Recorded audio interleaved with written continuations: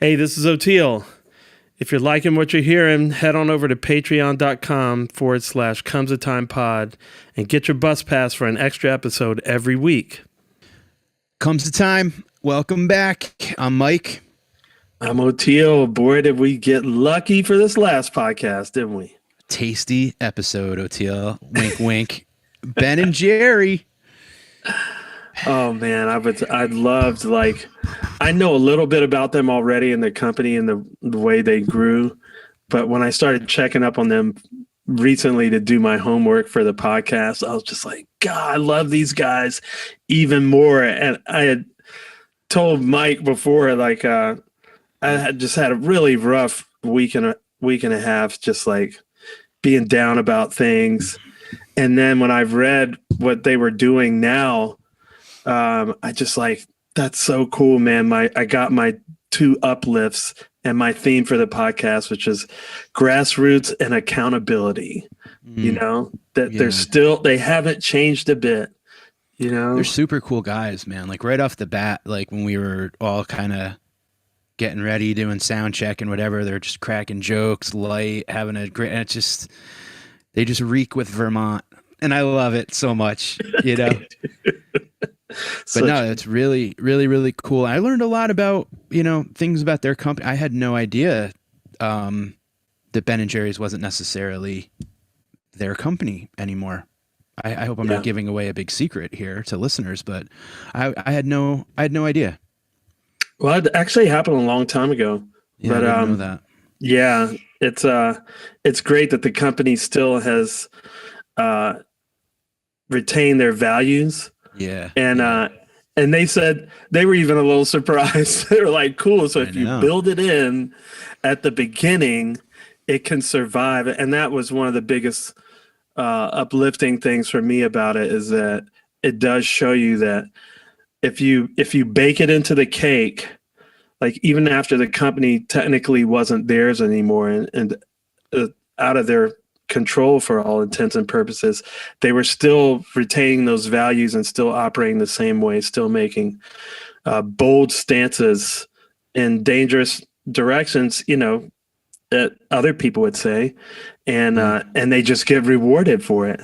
So it just shows you, there's another way to do capitalism that's just fine. Capitalism with a conscience. Yeah. Yeah. And, accountability, grassroots and accountability, right? Right, exactly. And, growing up in the scene and being a fan of the music and the culture and you gravitate towards certain things. Anytime you walk any Ben and Jerry's, no matter where you were, or you saw a shirt in the lot or something, it just always seemed like they were part of the vernacular. You know what I mean? And then they come on stage with Fish at Clifford Ball and sing a verse of Brother, and everyone's like, Ben and Jerry? Like, what the hell? And it's just so neat to kind of have, it's just, they are, they're quality people, and we're honored to have them on. And as always, we thank you guys for listening and being a part of this ride with us. If you're enjoying these episodes and you want more, Oteil and I record a bonus episode each week that we release on Patreon. So if you go to patreon.com/comesatimepod, you can find that. And we're here on the Osiris Network to many fantastic podcasts, and you could check all of them out at osirispod.com. Enjoy Ben and Jerry, and go enjoy some Ben and Jerry's. Mm-hmm. How about that? Eat some ice cream while you listen, but don't hit your front teeth because it hurts. Peace.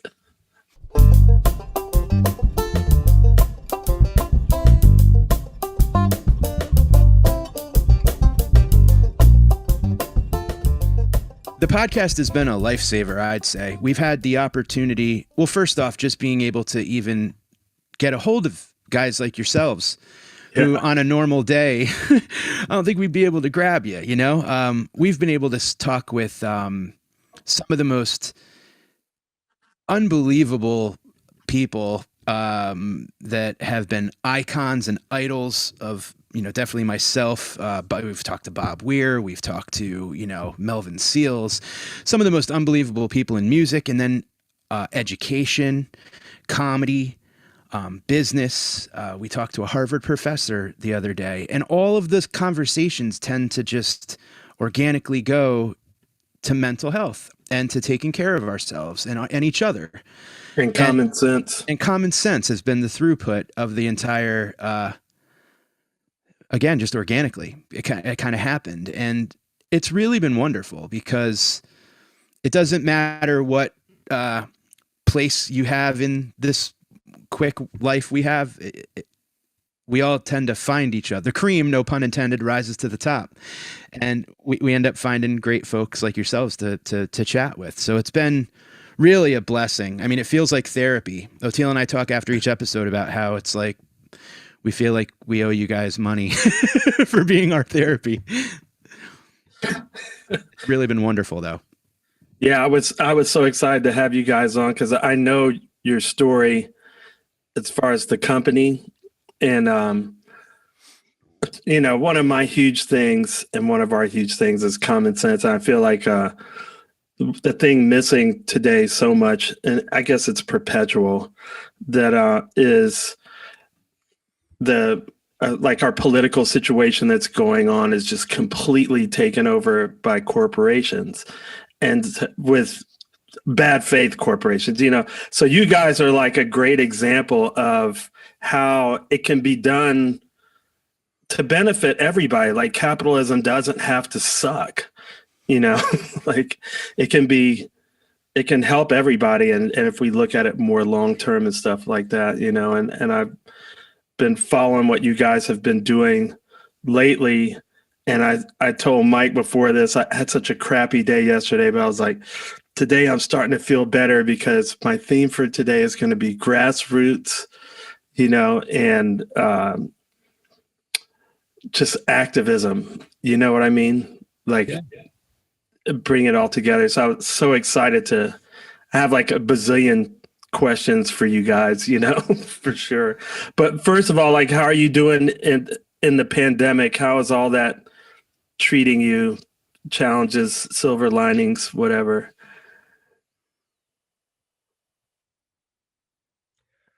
For me, I'm working harder than I was before the pandemic. I ended up, I'm in the process of starting a not-for-profit pot company in Colorado. And I kind of forgot how much effort went into starting a new business. And now I remember really well, and I've asked Jerry to make sure that I never do anything new again. And and then the George Floyd thing happened, and Jerry and I got very involved with trying to actually do something about it. And we started this campaign to end qualified immunity. That's the reason why cops get off scot-free when they do these horrible things. So we've been putting a lot of time into putting together a very broad coalition of people. And so, it's kind of been Zoom call after Zoom call. In the old days, you used to meet in person and you actually got to maybe travel somewhere to meet with someone. And, that was kind of downtime.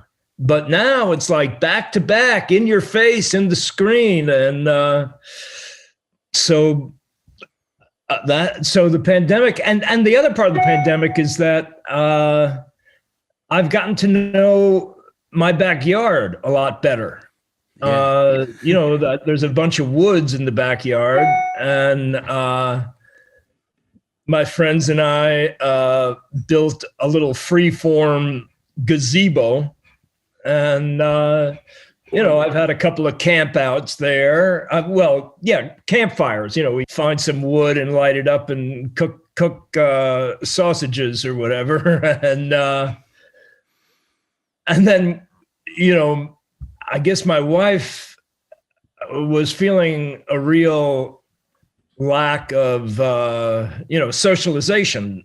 I have I have an annual latke party. I have one big party every year, and we didn't do it this year, and I have another friend who likes to cook food for large groups of people, and he and I have been trying to learn how to smoke meat, and we've done it a few times, and we decided to have a barbecue latke drive-through.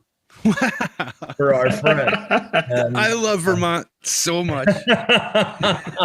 So that was kind of fun. So, that's what's been going on. And Jerry and I have lately been trying to get together for an hour each day and walk. But, Jerry tried exercising too much and hurt his back a little. So he's on R&R. So, that's me. How about you, Jerry? I am mostly feeling extremely fortunate. Things have been, I think, really tough for a lot of people. In a way, I think the country's divided between people who are doing okay and then people who are really impacted. And I haven't been impacted that much. I've been thinking more about, it's just unbelievable to me, like all these people that have lost jobs, restaurants that have closed, businesses that have closed, small nonprofits. I don't understand how people are doing it. But I've spent a lot of time with my wife, and it's nice we get along together. That's like a huge blessing. I'm not seeing a lot of people. I see Ben a few times a week in person. We go for walks. I have another friend that I see in person a couple of times a week to go for a walk. And my wife, and that's kind of it. Ben mentioned this campaign to end qualified immunity, which has really been energizing and also tiring. But it feels so good to, as Ben said, to try to do something about an issue as opposed to complaining. Obviously there were incredible and amazing protests, but I think it's time to see if we can actually make some policy changes as well. For sure. I get kind of tired of all the symbolic gestures. You know what I mean? Like, I feel like, when they said that the FBI was going to vet the National Guard troops to try to weed out the racists and I guess hardcore right people. And I was like, who's going to vet the FBI? Like, you know what I mean? It's like, and I feel like that's one of those things. It's like, instead of like, putting Harriet Tubman on the $20 bill, how about give the people the $2,000? Like I'd take probably a lot of those executive orders, not all of them, but I would take some of them and swap them all for just, ending the healthcare scam or giving people free healthcare during the pandemic or giving them $2,000 during the pandemic or actually getting racist cops out of the police. Like, do it, get them out of the unions. Like, there's got to be the same percentage of racist people in the country, in the police and in the unions, right? So, but the symbolic stuff that keeps happening, it's hard for me to not roll my eyes, I hate to be so cynical, but I saw from this one thing I follow, I guess it's called Roots Action Network, I think it is. I just started following them, and I saw a no honeymoon for Biden thing come up and saw you on there, Ben. I was like, all right, sweet, like, policy, like, because I end up, my frustration, I feel so helpless, and I know you guys have this experience in the grassroots. And I hate just talking about it and being that angry guy that's like, yeah, everybody sucks and blah, blah, blah. But now I feel like with the podcast, maybe we can enlighten some people about stuff that that they don't know, because most people aren't thinking about it, and most people aren't thinking, wow, what about the racists in the FBI? Like, who's going to vet them? Or, I wonder, do you get as, obviously it got to be kind of as frustrated as I am if you're involved in a thing called No Honeymoon for Biden. Could you tell people what that is a little bit? Well, I think when Biden was running, and then when he got the nomination and was running for president, there were a lot of groups that ended up supporting him with the idea that he was going to be doing progressive things. He was not going to be simply a centrist mainstream Democrat.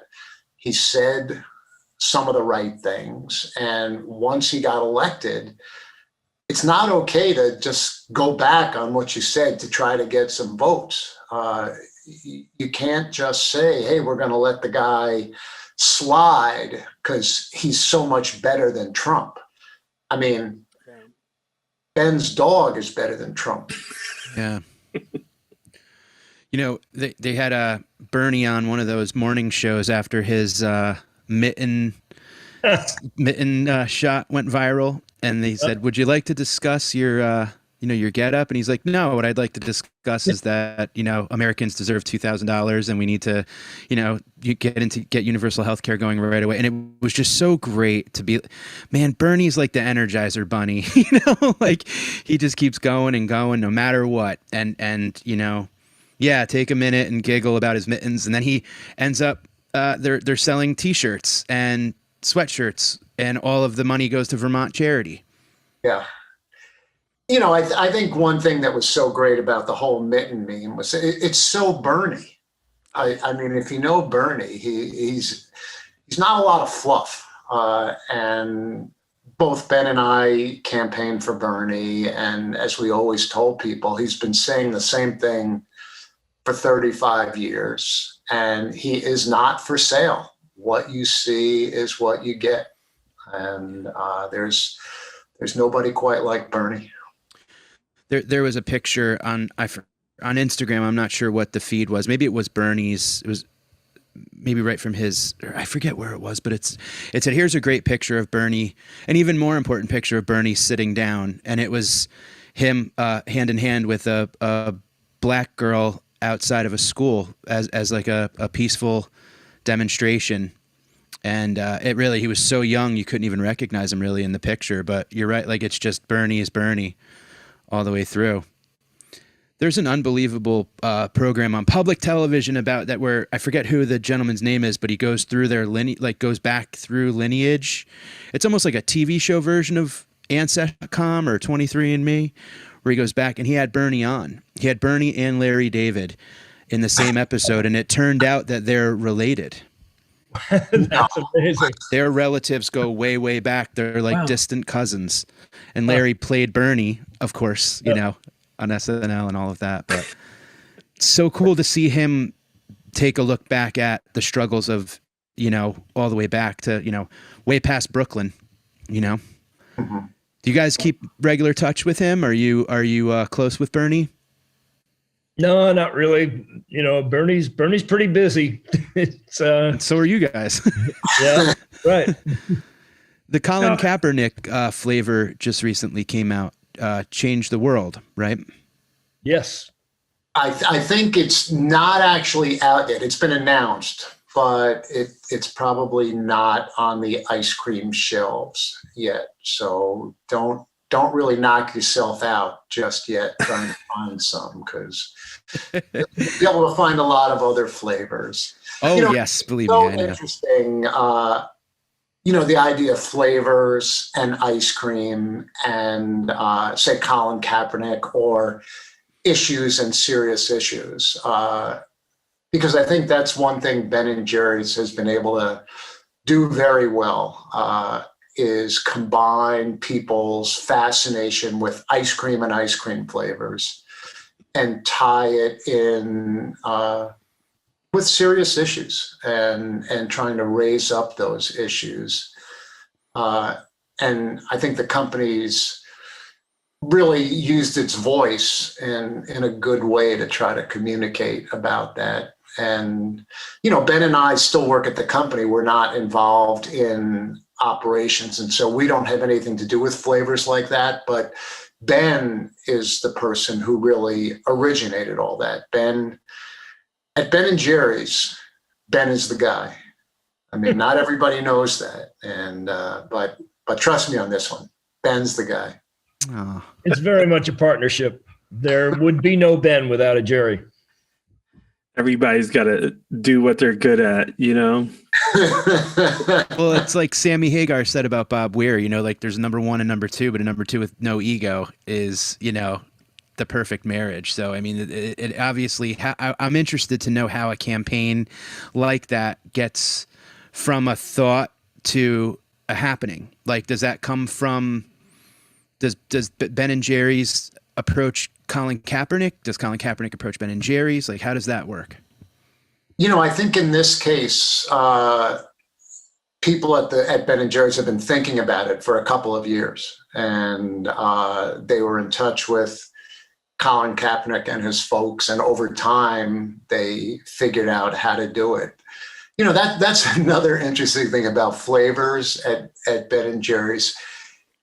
You wouldn't think this, but it takes about 2 years to develop a flavor. I mean, honestly, what is so complicated about that? But it really does. And I mean, the thing about Colin Kaepernick, and I guess many things the company does is, Colin Kaepernick is an American hero. Right? I mean, the courage that he showed doing what he did was amazing. And I think Ben and Jerry's is able to honor that and provide a tribute for that. And it's nice to use that vehicle of ice cream to talk about not only Colin Kaepernick, he's donating all the proceeds to the camp he started, the Know Your Rights camp.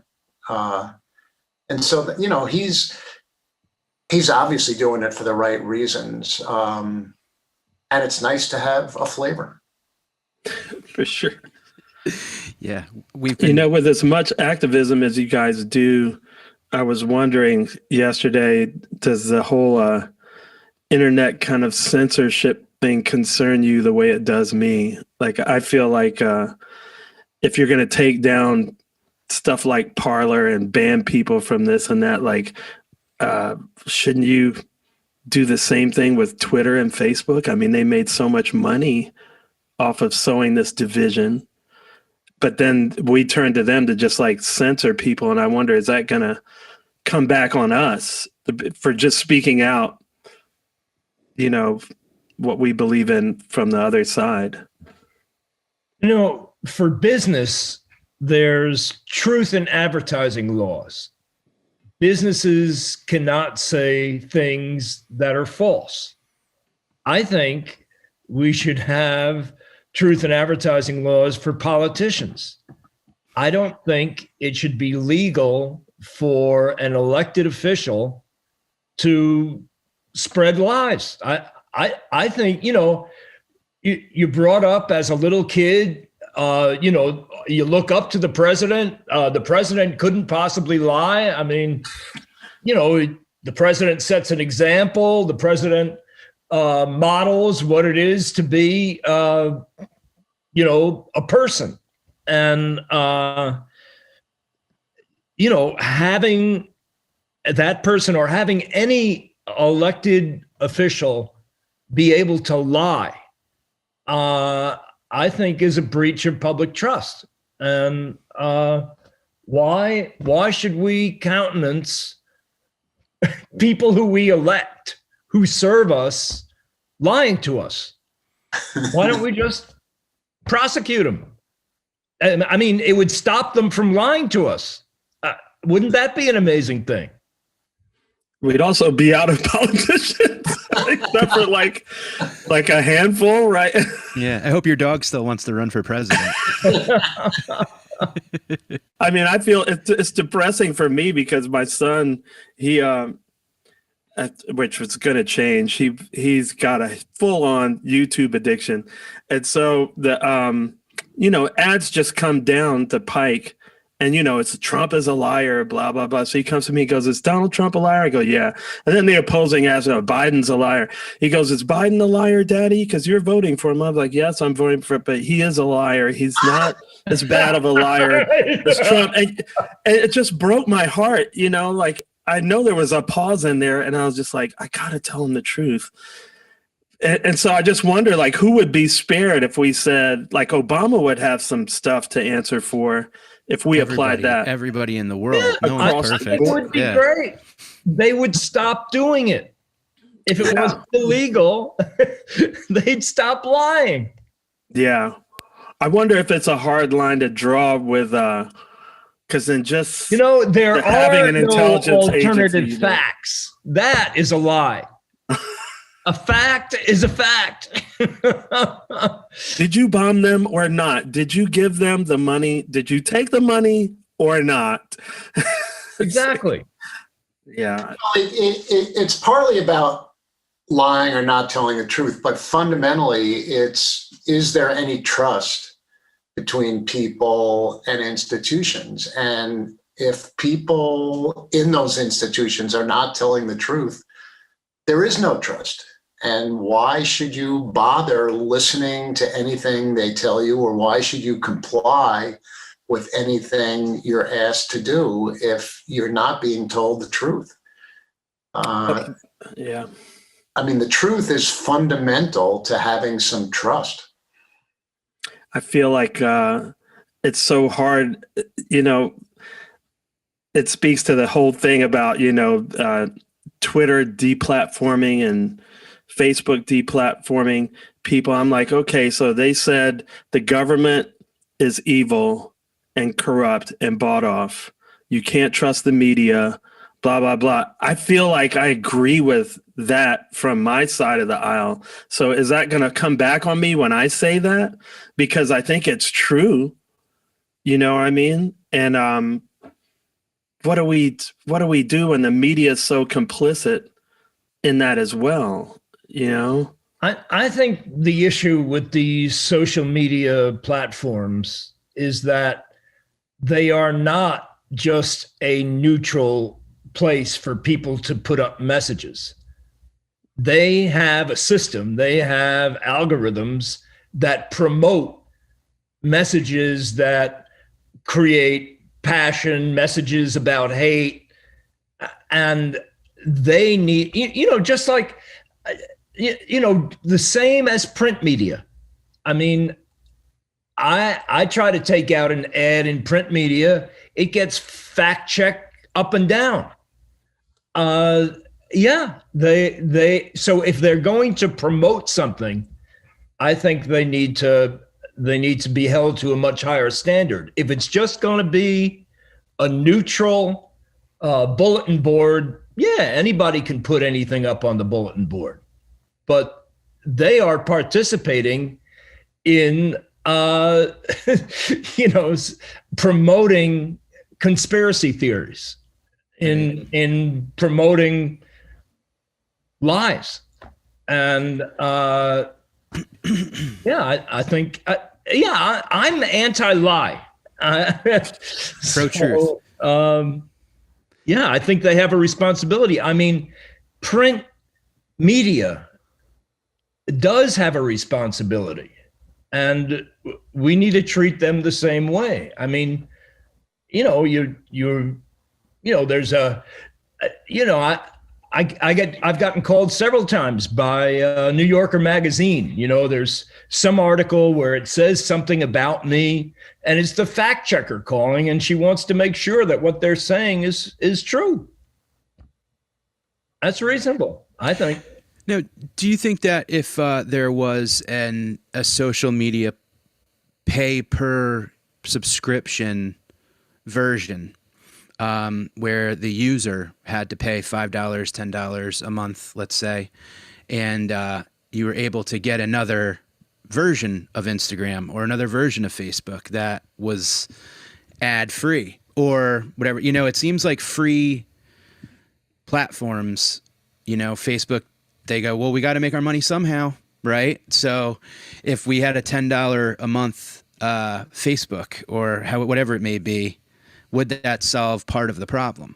Like, you know, maybe print media, you know, you pay for the newspaper, you pay for, I'm just, you know, throwing another option out there. Well, it's like they said on Social Dilemma, if it's free, then you're the product. That's what I mean. That's what I'm saying. So it's like, if there was another option, I mean, that might be the thing. Everybody says, no, I want it free. I want it free. Well, you have no control over the quality of it then. You know, it's an interesting discussion for me because I'm not on Facebook and I'm not on Twitter and I'm not on Instagram and I'm not on TikTok. I'm just out of it. So you're the happiest person in the group. I wouldn't hold myself up as an example of anything, but it's hard for me to have an opinion about that because I just don't participate in it. You know, it's interesting. I have a son, my wife and I have a son who's 31. And back when he was living with us at home and he was on Facebook, and I told him I was not on Facebook and should I sign up? And he pretty much said, you're not missing anything. Yeah. That's what's causing the Civil War. I guess I just want these guys to experience it's about accountability. You know, like if you fan the flames that much, I'm not going to be so rah. Oh, you're such a good guy for banning these people. It's like, wait a minute. There's zero accountability. You know, I mean, I don't know how many, whether it was millions or billions that they've made selling their ads alongside selling the like guns and ammo, you know, putting the guns and ammo ads along with all this crazy right-wing stuff. I mean, they were making tons of money doing that. And now there's zero accountability. And on top of that, I'm supposed to think they're heroes. I'm like, this is nuts, you know? And to me, it seems like it's going down the same road. Like, Ben, I know you're in this thing with Julian Assange, which I'm super passionate about Assange and Snowden and all these whistleblowers. You know, Obama said he was going to protect all these whistleblowers, and he ran on that and then ended up prosecuting more of them than all other presidents combined since 1776, you know? And I'm like, wow, if that happened, you know, if we keep going down this slope, I wonder if, like, what hope do we have for grassroots action? It's kind of terrifying. Yeah, I agree with you. I mean, Assange, what was his crime? His crime was he published the truth. And you know, the government wants to kill the messenger. Yeah, there's something really wrong. You know, as far as I'm concerned, Assange is a hero. Assange told me what my government was doing in my name and with my money. It happened to have been war crimes. It's spying on its own citizens. Why should the government be able to hide that fact? Why should the government not be telling me what they're doing in my name and with my money? So I just couldn't stand by and let them essentially lock him up and throw away the key, which is what they're trying to do. When all he was doing was telling the truth. And these people that are lying, we don't do anything to them. Yeah. I mean, Assange wasn't even a whistleblower. He wasn't the guy who got the information. He was just the guy who published the information. I mean, there is freedom of the press. And the reason why Obama did not prosecute Assange is because of what he called the New York Times problem. If he was going to prosecute Assange, he'd have to prosecute the New York Times, because the media, newspapers, TV, they all work on leaks. They work on, information that they got from government sources. Someone who didn't want to be who wanted to remain anonymous for fear of reprisal, all that kind of crap. I mean, that's what the media's bread and butter is. And they're, the government is saying, the government is a bunch of old fogies, old white fogies. And, there's this newfangled internet out there, and, we're scared of it, man. Let's arrest him. Let's charge him with treason. But if he was a print publication, they wouldn't do a damn thing. I think what you guys are doing, I mentioned before about the loss of trust when institutions don't tell the truth. And I think for people like you to be able to have a podcast and people can listen for themselves and make their own decisions about, what they're hearing or what they're saying. I think that's the rise of what's happening on the internet. And it's kind of a funny thing too. You now have people on the internet who are so-called influencers. I mean, that's a occupation that never existed. Oh God! I mean, isn't that an amazing phenomenon? People who are influencers. It's unreal. I've considered one to a low level, which is really weird. I've had people contact me, and I'm like, no. There's a couple of Instagram accounts that are influencers in the wild, and it's basically a video of someone making a video, and it just shows how absurd it is that like the rest of the world's going on and someone's like twerking at a stop sign and whatever, and it's just so hilarious to see, like a wave crashes and everything goes haywire, and it just does show like how twerk. There we go. It's the ugliest dance party ever. No, but I think part of it is that for whatever reason, there are people who do tell the truth, who are credible, and they become influential. It's amazing, right? If you tell the truth and people start believing you, that makes you influential. I've been surprised by I abandoned corporate media a long time ago. I mean, the news, CNN, MSNBC, Fox, all that stuff. I just can't trust it because they have this profit motive, and it's really kind of the same thing where they're making a lot of money off of fanning the flames, And I've been surprised, like the news that I get is usually from alternative news sources, usually leaning Democratic socialists, which I don't consider myself a socialist, but I guess that's where I end up with politically most of the time. I've been kind of surprised how popular they've gotten, and they're definitely speaking the truth. Which ones are you talking about? Because I'm looking for some news sources. During the insurrection, I watched CNN because I don't have a TV and it was free online. Yeah, and what kind of drove me crazy about CNN was that it was opinion too. Mm-hmm. It used to be that there was the fairness doctrine for electronic media, that if you were going to editorialize, if you were going to say something on one side of the issue, you had to have someone come on and give them equal time to give the other side of the issue. I mean, there was actually a dividing line between editorial and news. And now there isn't. For CNN, for MSNBC, for Fox, for any of them.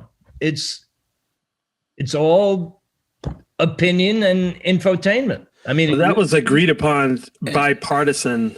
That was a bipartisan agreement with the deregulation of the FTC and all that, like or the Telecommunications Act, so we had like 50 or 60 companies and then it all came down to 6, so they're all, but well, I've watched, there's a couple there's one called The Hill Rising with Crystal Ball and Sagar Anjeti that are like left and right. He's kind of a libertarian. She's definitely more democratic socialist. I watched that on YouTube.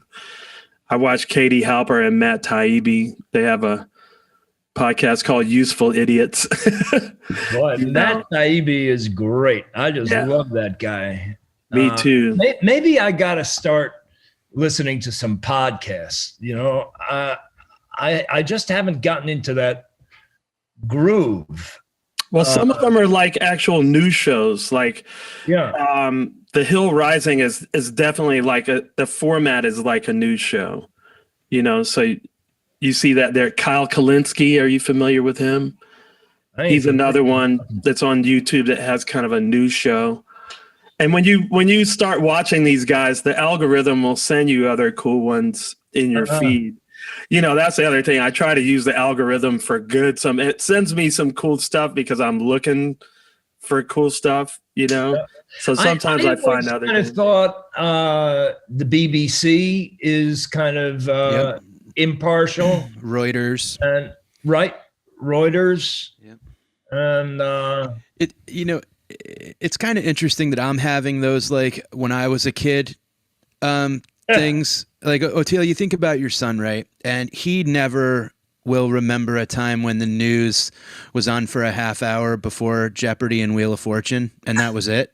And everything was about yesterday. Everything was about yesterday. And that's the thing that's very I did the same with, Ben, when the insurrection happened, and I told Oteil that I'm like, boy, I feel I'm exhausted from watching CNN because it's just, as much as it's awful, it's almost like they're like the ratings are going. There's someone there going like the ratings are going through the roof, and it's just I can't. I have to just forget that those channels exist. Well, I give myself bottomless 24/7. I even did CNN when the Capitol was actually being breached. I did it on YouTube. I don't have regular television, but that was only because I wanted to see what was happening up to the second.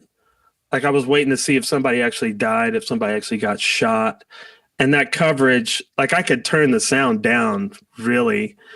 But I wanted to see. So I gave myself even some slack on that just because it was kind of an unprecedented situation. Yeah, that hadn't occurred to me. Turn the sound down. Well, that's how I listened to corporate media for many years. I was like, and definitely elections and like debates and stuff. I literally would watch a debate with the sound down because you could tell who was full of shit. Yeah, right. Turn down the sound and turn on some of your music. That would be a good debate. Just play the Benny Hill theme song over and over.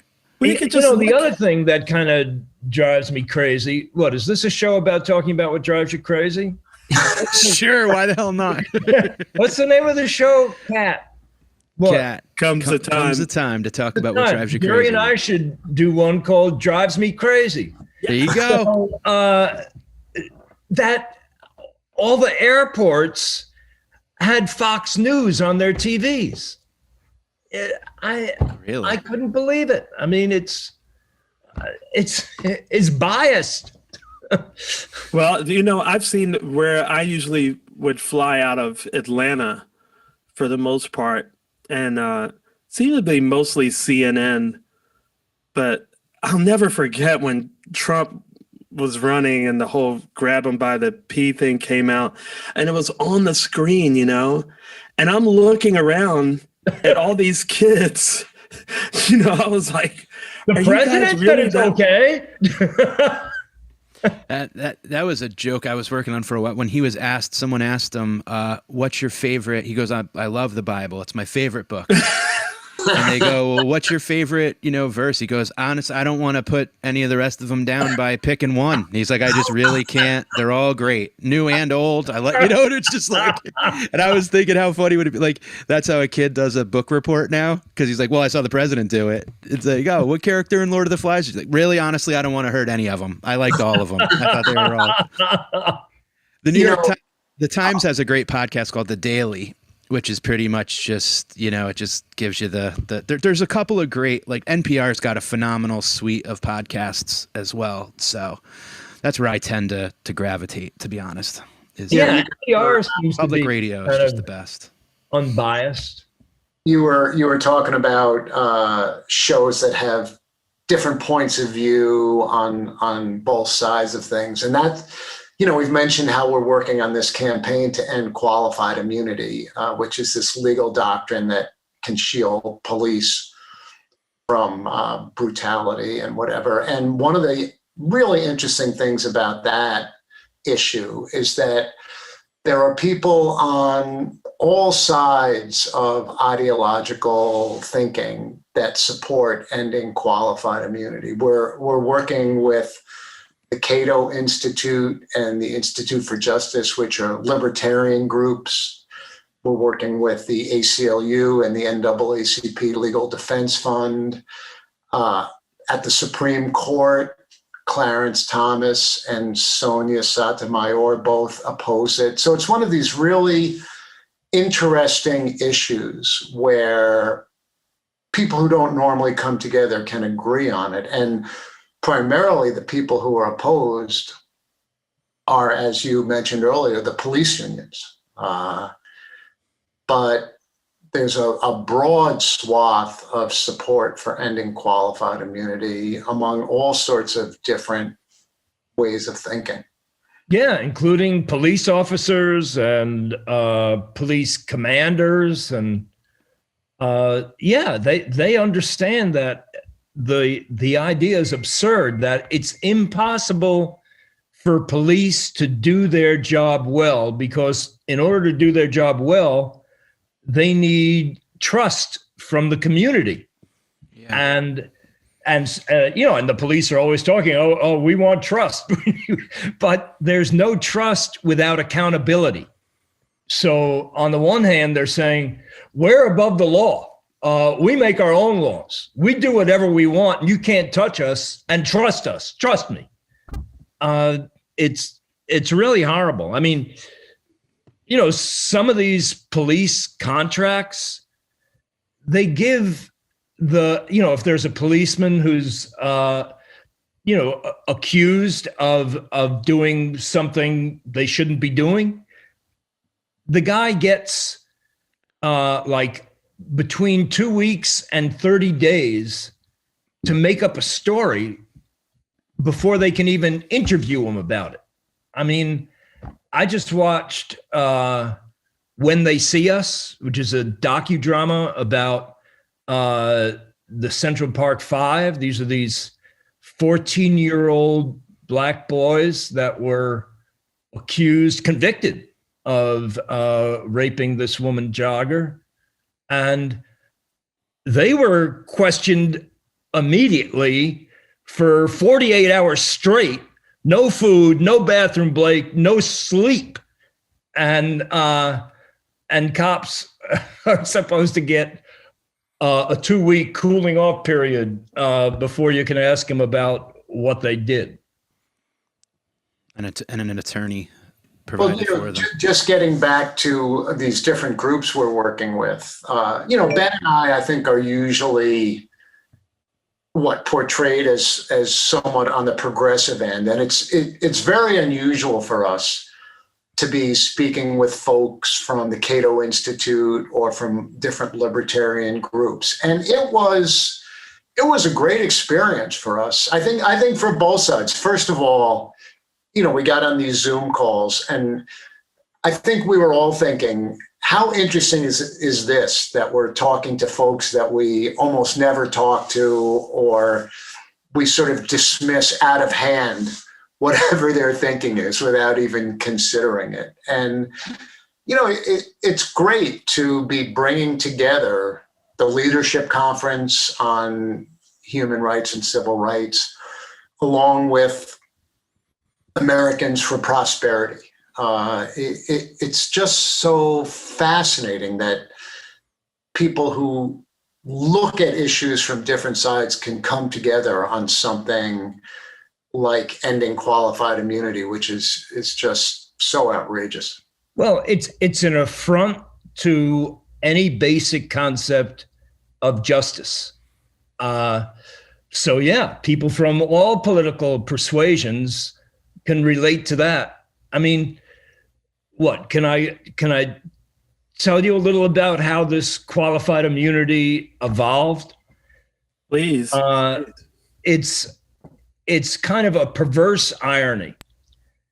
After the Civil War, there was a problem that a lot of members of the police departments were members of the Ku Klux Klan. So they were abusing and discriminating against Black people. So Congress passed this law called the Civil Rights Act of 1871 that said any citizen can sue any public employee if they deny them their constitutional or civil rights. And that law came to be called colloquially the Ku Klux Klan Act. And that was the law of the land.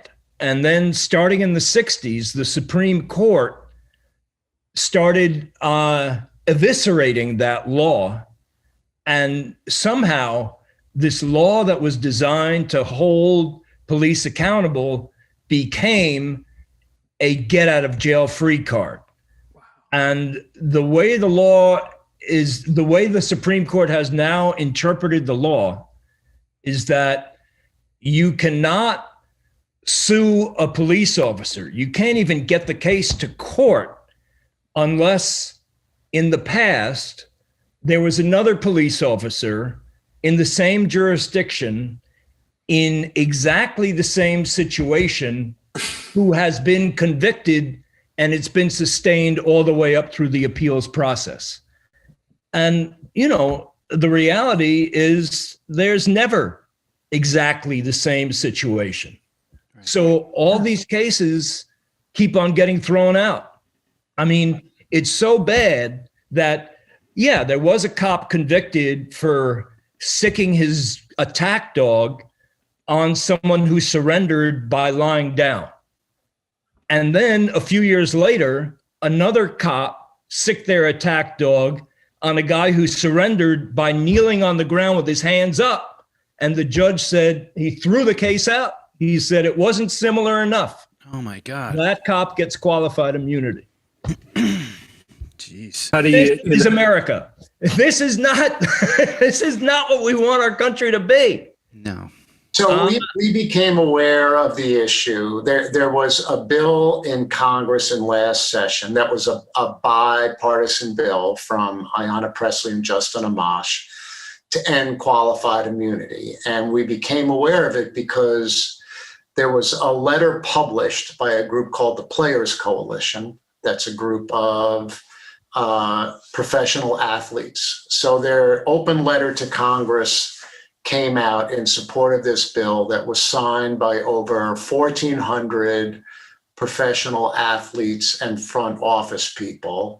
And some of them who you would just never think of them as signing a letter like this. Tom Brady signed the letter, Drew Brees. So it was once again all over the thought. And so we thought, well, we'd like to support this. We came out with a similar letter to be signed by business leaders.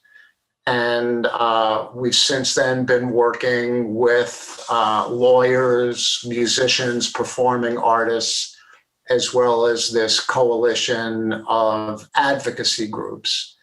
And what we're trying to do is lift up the voices of people who have experienced injustices from this and to try to get Congress to take this up. And we kicked off the campaign with a press conference. We have a website up. campaign to end qualifiedimmunity.org. And whether people like it or not, I'm afraid they're going to be hearing from Ben and me about this for a while. It's a hard thing, man. Taking on police unions is no joke, but people forget that, if you visit other countries or live in another country, you're aware of not just the amount of black people and poor people that get, but there's a lot of white people that get killed by the police that do not get killed in these other countries, our capitalist allies.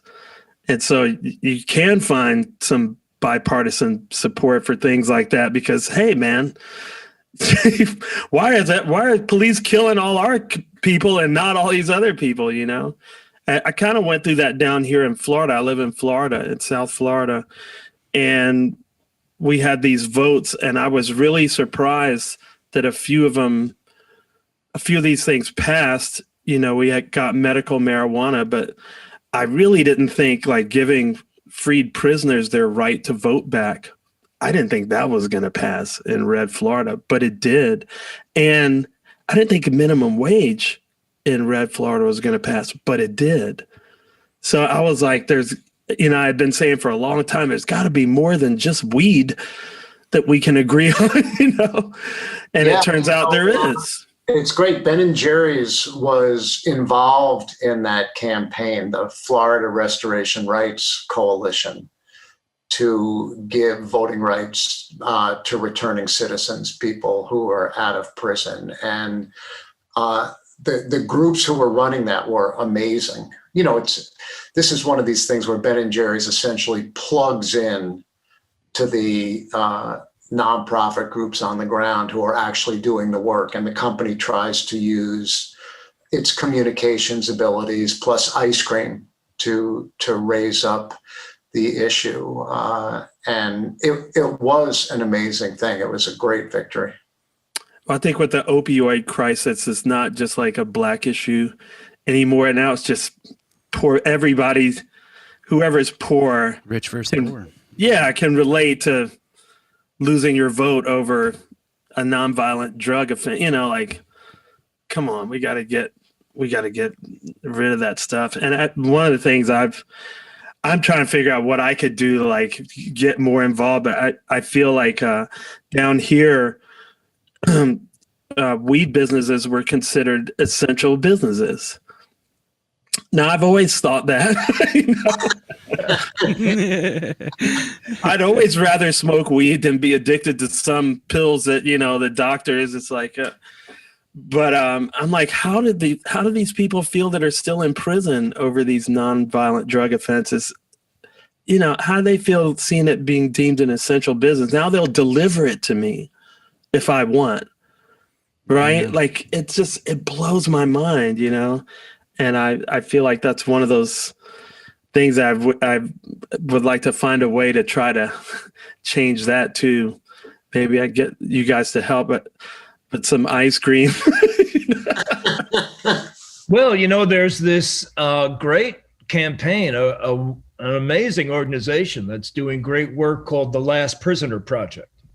And their goal is to get every last prisoner who's in jail for cannabis to be freed. And, and it's happening. It's happening in some states. I know Colorado has passed a law. I think it's part of New Jersey's legislation. A lot of the states that are newly becoming legal are including expungement and in some cases decarceration as part of that. It's amazing. But, it's a great organization. When you go back to 1978 and you guys are setting up shop in a abandoned gas station in Burlington, was this level of social consciousness with you guys from before those days? Did it grow as business grew? Did it come along as like we want to practice ethics with our business, or was this something that's always been near and dear to your heart? Jerry and I always said, we want to be a community-based ice cream shop. And we didn't really know what that meant.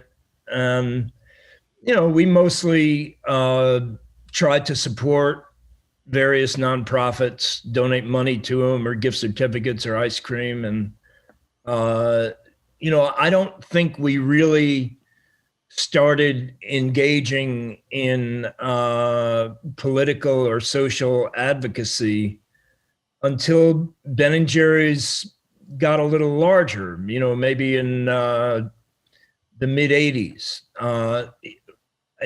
When media started wanting to talk to us and people were inviting us to speak at colleges and universities and business groups. And, we figured, well, if they want to talk to us, we're going to use this platform to advocate for justice. And we've been doing it ever since. I think, Oteil, very early on, you started talking about the power of corporations and how involved they are in political life. And I think that's one thing that we became aware of as the business started to grow.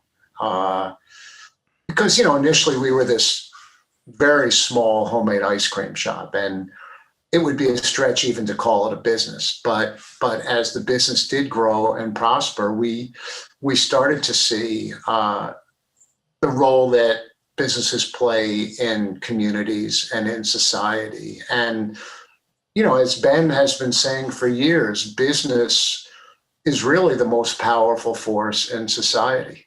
And yeah, it's a relatively new phenomenon. It used to originally be religion, then it was governments, and now it's business. And, a lot of the influence that business has is through its money, and also it is covert. It is not out in the open. And when you think of all the lobbying to not raise the minimum wage, that's coming from business. When you look at all the lobbying to eliminate environmental regulation, that's all coming from businesses. So businesses generally are very politically involved, and they're involved for their own financial self-interest. They're just advocating for things that will make them more money. And I think at Ben & Jerry's, we saw an opportunity to be advocating and working for things that were in the common interest, for the common good. Yeah, one of the things that drives me crazy is, business interests always being equated with American interests. So it's like, it was for American interests that we sent all our jobs to China. So don't complain because you got cheap this and cheap that. I'm like, that's not, but if you don't have a job, man, or a job that pays a living wage, like that's not in our interest, that's in your interest. But that's a switch that they always do. It's like, it's American interest, really? Right. Like, and you guys show the exact opposite of that, where it's like a business that still somehow sees itself operating from the ground up, from grassroots up, and like how you've maintained that. I guess I shouldn't be surprised, but you're almost like brainwashed to believe that it's not possible. Yeah. Or who actually does it. Yeah. Well, I think, I can't speak for Ben, but I'm very pleasantly surprised that Ben & Jerry's is still an activist company for social justice. Ben and I have not been running the company for many, many years, and the company was sold about 20 years ago. And the fact that the company in 2016 publicly supported Black Lives Matter, and after the George Floyd murder, the company came out with a statement that started off with, "We must dismantle white supremacy." I mean, it's amazing to me, and I'm going to include Ben also, that Ben and Jerry's is still doing that. That we're not the ones doing that, but those values have become just right in the DNA of Ben and Jerry's, and it's fantastic. Is that something that you guys wanted to do, or was it something that you were not able to control it being sold off? Or yeah, we resisted. We fought against the sale, but it was a publicly held company, and we weren't able to keep it from being sold.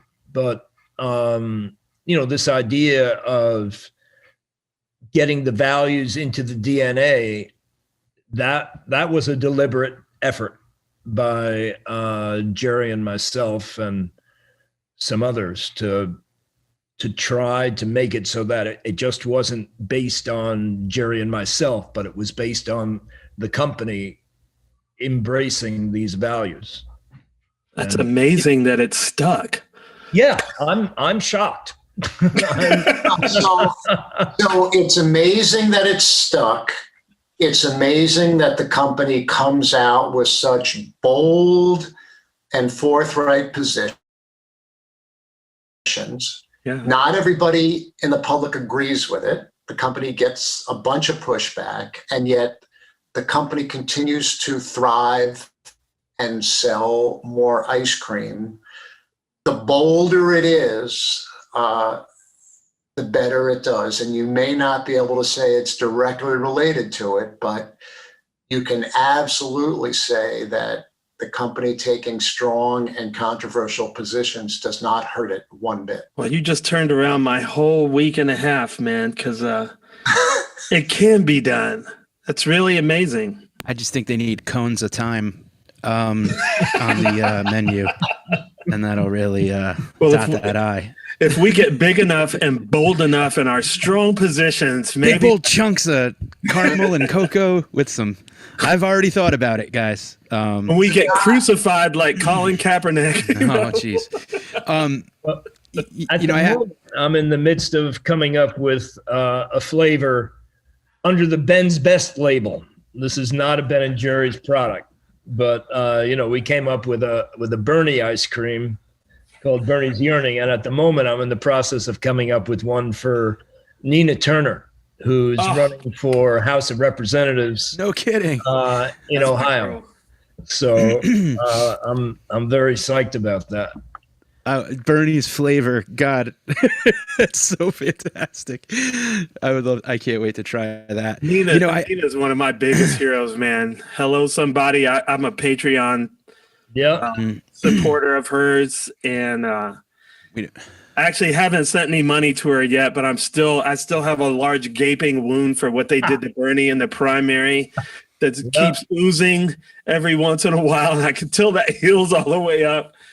I swear, it almost made me just. I hate to break in, but I have to be on another call at 2. We'll let you go. So I'm jumping off and appreciating you guys. Thank you so much. Bless you guys for being with us so much. This was great. Take care. It was really an honor. Thank you. Bye-bye. You guys have a good one.